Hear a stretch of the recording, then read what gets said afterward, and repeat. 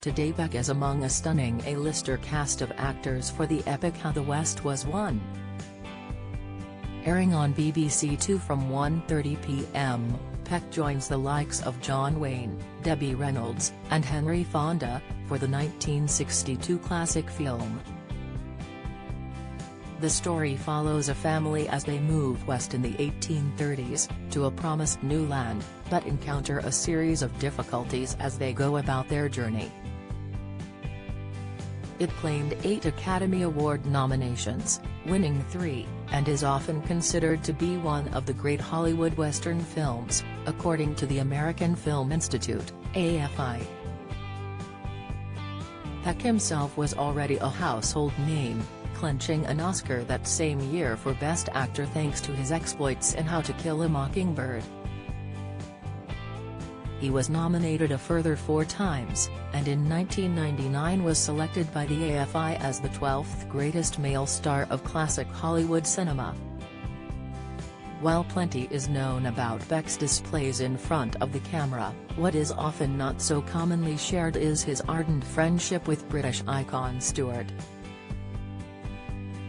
The pair were neighbours during the mid-60s, and both avid tennis fans and players, so would often frequent each other's homes for a match. According to Stewart's guitarist Jim Cregan, who joined the vocalist's band in 1976, Peck invented an easier route through to his garden for the crooner. Cregan discussed the pair's relationship in 2020, on the Stars Cars Guitars podcast, alongside Spandau Ballet pinup Tony Hadley, and radio host Alex Dyke. He described Peck as a great neighbor, who would welcome his friends next door round for a set.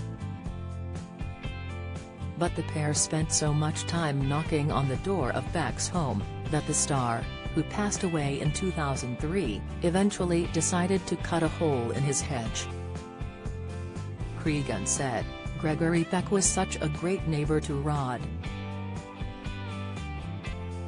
Gregory Peck had a tennis court and we would go round and buzz on the gate and say it was Rod and me and that we'd like to play tennis." He added, "Gregory said, I tell you what.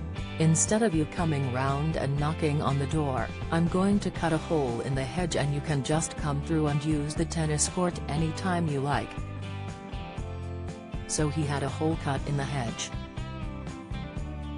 Peck was married twice, including to his second wife Veronique, who was by his side when he passed away from bronchopneumonia at the age of 87 at his home in Los Angeles.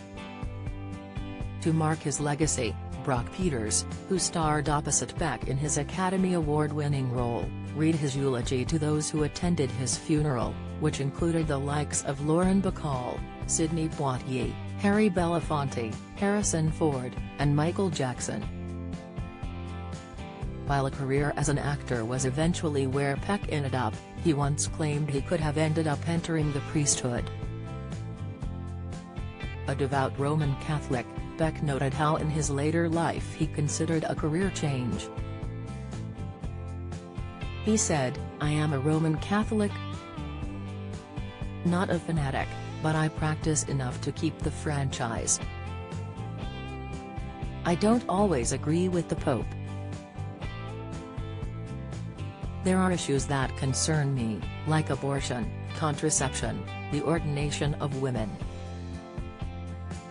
and others." Peck was honored by then U.S. President Lyndon B. Johnson in 1969, with the Presidential Medal of Freedom. 2 years after his death, in November 2005, his star on the Hollywood Walk of Fame was stolen, but has since been replaced. How the West Was Won airs today on BBC Two from 1:30 p.m.